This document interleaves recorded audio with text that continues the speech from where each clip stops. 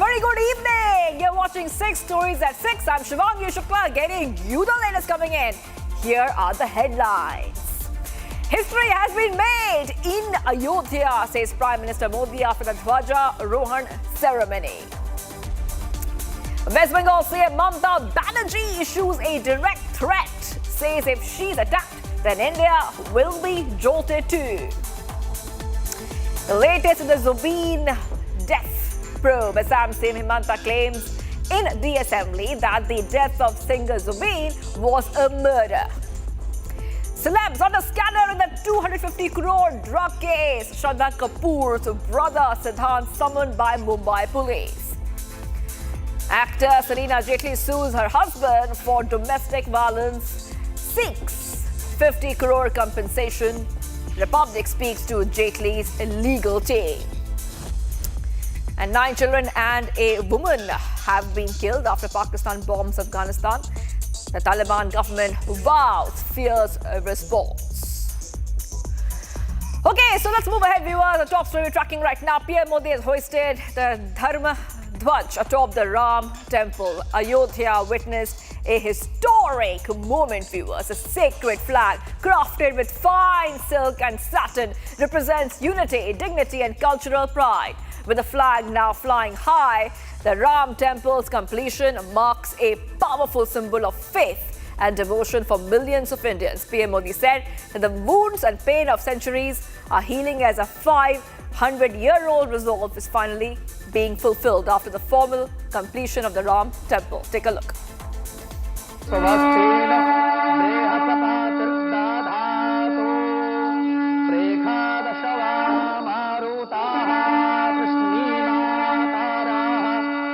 The first glance of the Dharma Dhwaj, hoisted atop the Ram temple in Ayodhya by Prime Minister Narendra Modi, had appeared moments before the ceremony that Indians have passionately awaited for centuries.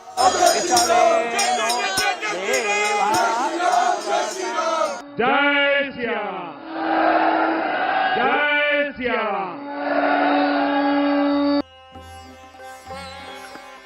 The right-angled triangular flag, with a height of 11 feet and 22 feet in length, carries the image of a radiant sun with an Om inscribed on it, along with the image of a Kovidara tree.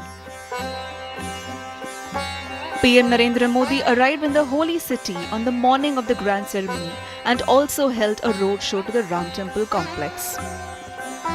A huge crowd gathered, including women and men who stood along the route to welcome PM Modi and showering flower petals on him.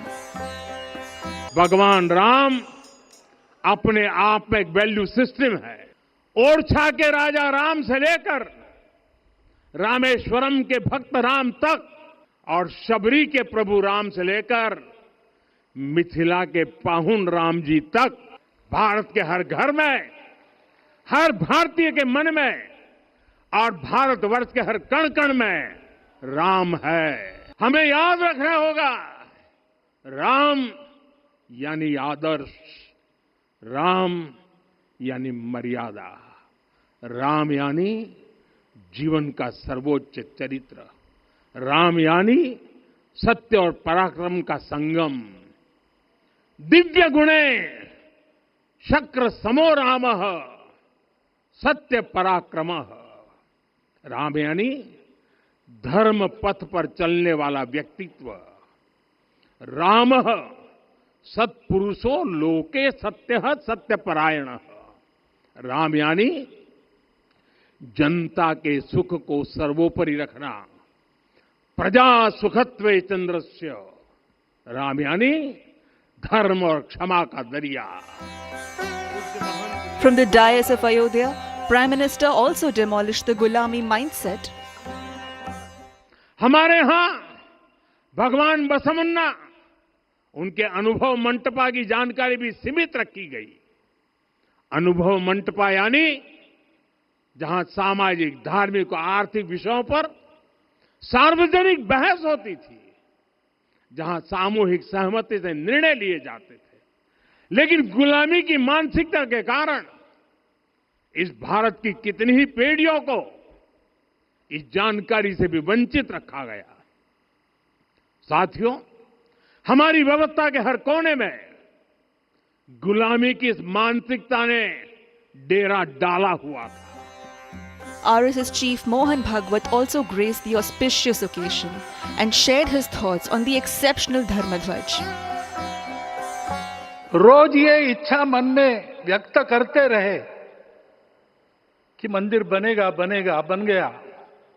और आज उस मंदिर निर्माण की शास्त्रीय प्रक्रिया पूर्ण हो गई, ध्वजारोहण हो गया।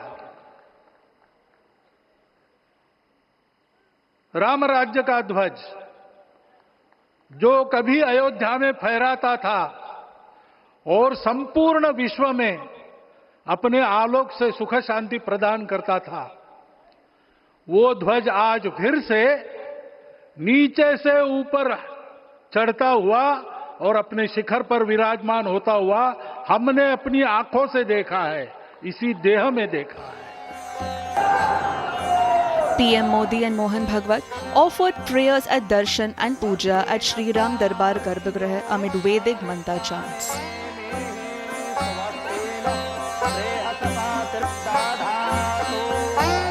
हरे ओम।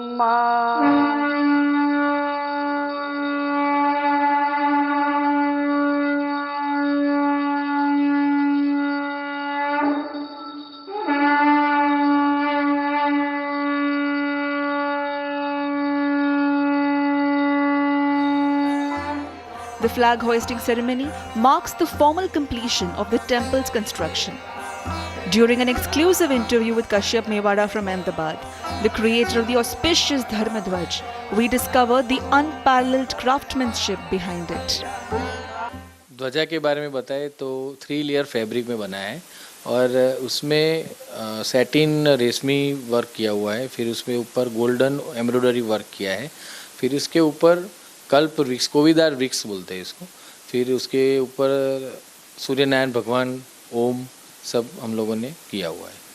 मतलब 3 सिंबल्स हैं, एक तो वृक्ष है जो इक्ष्वाकु परिवार का राजवृक्ष कहा जाता है, ओम है जो यूनिवर्सल साउंड जिसे हम कहते हैं, और तीसरा सूर्य नारायण भगवान की प्रतिकृति है। तो क्या इम्पोर्टेंस है इसके रंग, इसके रूप और जो बॉर्डर्स बनाई गई है, इन सब के बारे में हमें बताइए। कोविदार वृक्ष का इम्पोर्टेंस ये है कि वो राम भगवान के टाइम का है और सूर्यनारायण भगवान जो राम का प्रतीक है, श्री राम भगवान का, और ओम भी उनका प्रतीक है। तो उसका जो बॉर्डर है वो भी हम लोगों ने गोल्डन एम्ब्रॉयडरी करके किया हुआ है पूरा। The sacred saffron flag conveys a message of dignity, unity and cultural continuity, embodying the ideals of Ram Rajya. Today, as the Dharmadhwaj rises over the Ram temple, Ayodhya experiences a historic and emotional moment. The flag at the top of the shikhar signifies the completion of the temple. It celebrates faith, devotion, and the spirit of unity that has inspired generations.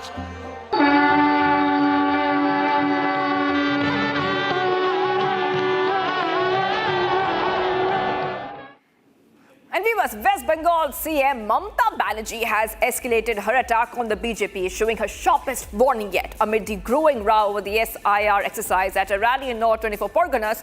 The TMC chief said that if the BJP tries to touch Bengal, we will shake the entire country. Here's the full report, viewers. Take a look. As the controversy erupts over the Bengal SIR exercise, Chief Minister Mamata Banerjee has issued a direct threat. আমায় বাংলায় আঘাত করলে, কারণ মানুষকে আঘাত করলে আমি মনে করি আমাকে আঘাত করছে, আমাকে আঘাত করলে আমি সারা ভারতবর্ষ হিলিয়ে দেব। Addressing a massive rally in North 24 Parganas, Mamata Banerjee declared that if the BJP tries to touch Bengal, we will shake the entire country, triggering a major political flashpoint. The TMC chief compared the situation to the Bihar elections, saying opposition leaders were bechara. They could not understand BJP's game. She says her party understands the BJP's game and won't let their game succeed in Bengal. আমায় বাংলায় আঘাত করলে, কারণ মানুষকে আঘাত করলে আমি মনে করি আমাকে আঘাত করছে, আমাকে আঘাত করলে আমি সারা ভারতবর্ষ হিলিয়ে দেব, এটা মাথায় রেখো। ইলেকশনের পরে আমি একটু দেশটা চষে বেড়াবো। She also hit out at the BJP over the CAA process, claiming the party is selling cards in the name of CAA card and misleading Bangladeshi Hindus, warning that such undertakings will put people in deeper trouble. With her threat that India will be jolted, Mamata Banerjee has triggered a massive political showdown. And viewers, as the SIT probes the case of Zubeen Garg's mysterious death, the Assam CM Himanta has now made a big remark speaking in the assembly. Now, he's called the singer's death a plain, a simple murder. That is right. Himanta's statement comes at a time when sympathy runs high for the late singer after he was murdered in Singapore while participating in the Northeast India Festival. So the death is being probed and the CM says it's a murder.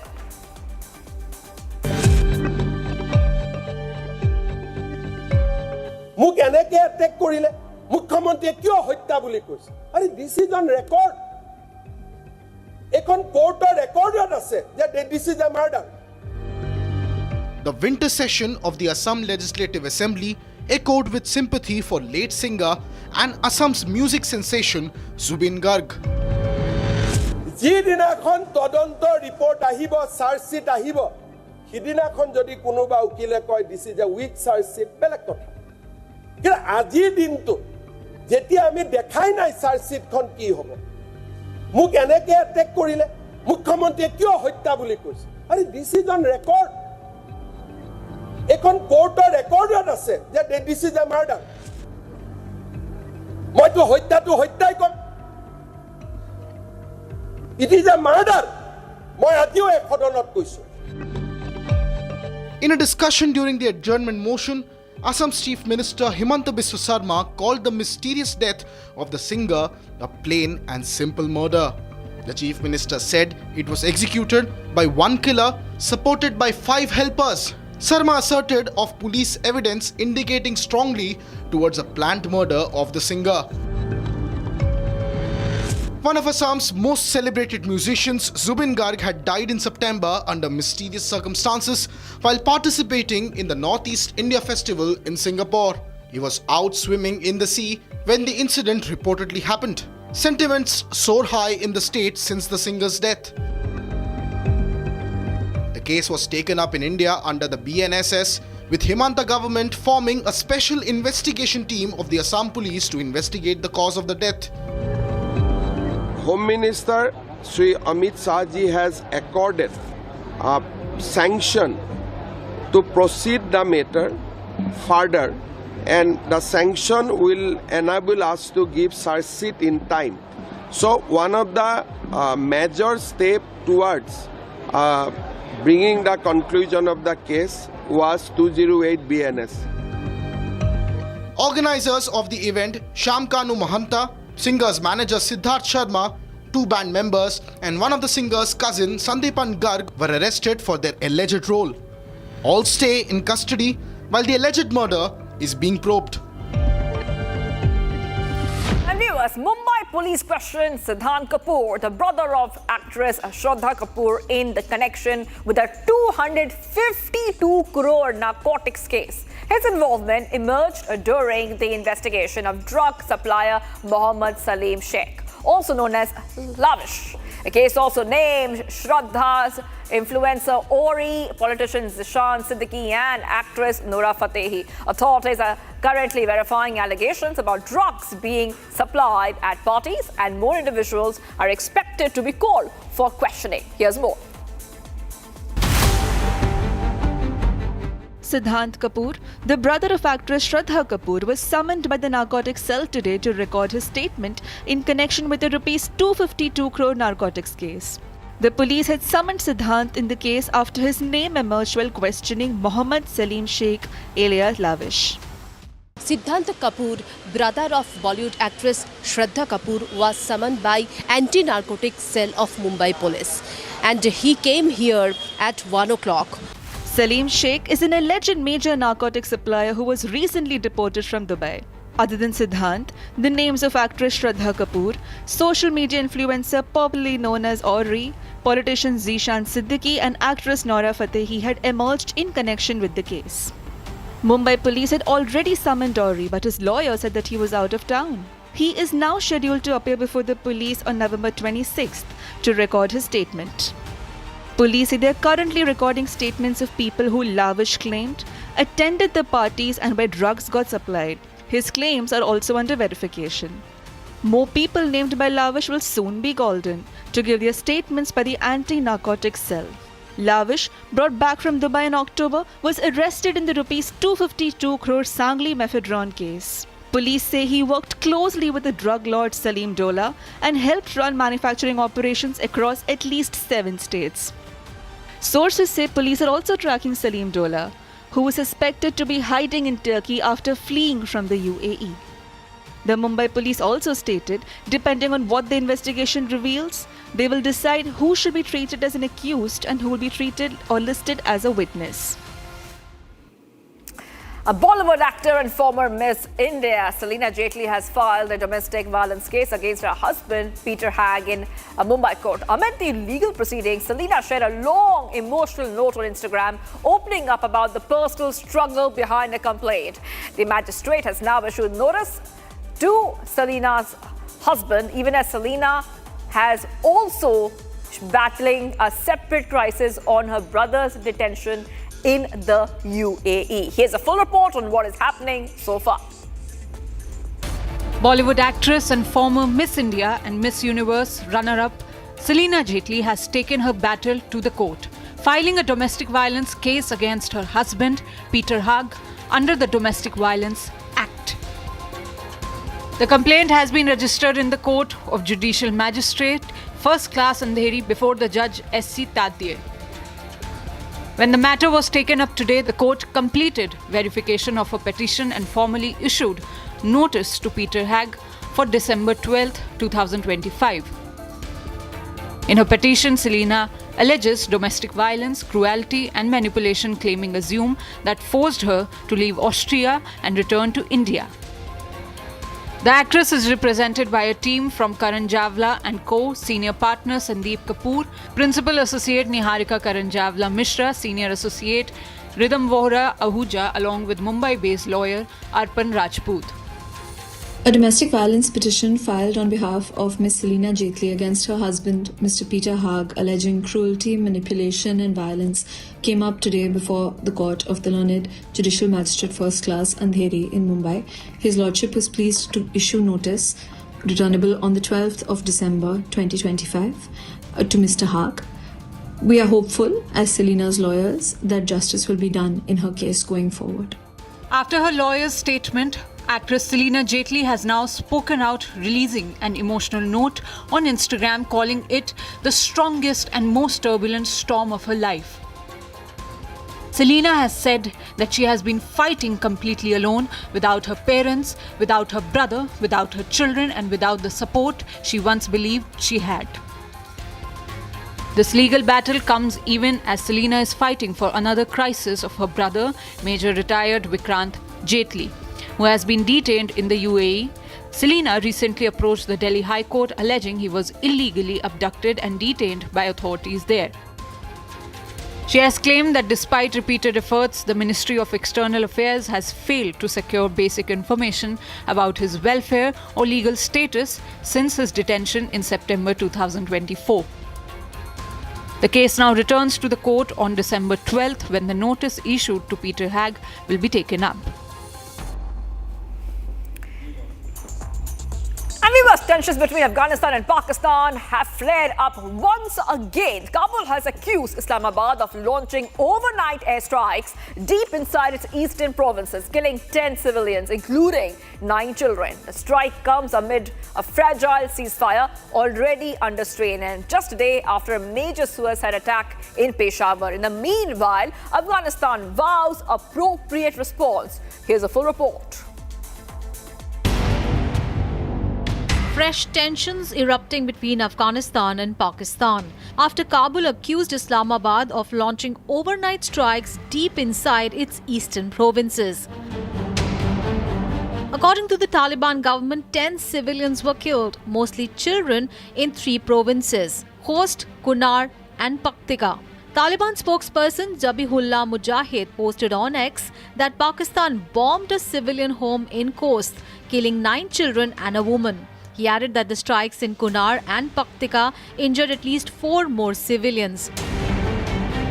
Pakistan's military has not yet commented, but the allegations come weeks after Kabul accused Pakistan of carrying out drone strikes in Kabul, triggering cross-border clashes. Zalmay Khalilzad, a former US Special Representative for Afghanistan, condemned the airstrikes, calling for diplomacy to prevent wider conflict. Despite the escalation, the Qatar-Turkey brokered ceasefire from October still technically remains in place. The latest flare-up coincides with a deadly attack in Pakistan's Peshawar, where 2 suicide bombers and a gunman stormed the Federal Constabulary headquarters on Monday. 3 officers were killed and 11 injured. While no group claimed responsibility, suspicion quickly fell on the Pakistani Taliban, the TTP. Pakistan maintains that Afghanistan must prevent TTP fighters from using Afghan territory to launch attacks. Kabul insists that it does not allow any group to use its soil against any country. Bilateral ties have rapidly deteriorated since Afghanistan blamed Pakistan for the 9th of October drone strikes on Kabul and threatened retaliation. The clashes that followed killed dozens of soldiers, civilians and militants on both sides before the ceasefire took hold on 19th of October. 2 rounds of talks in Istanbul have since failed. The tension has also frozen trade between the 2 nations.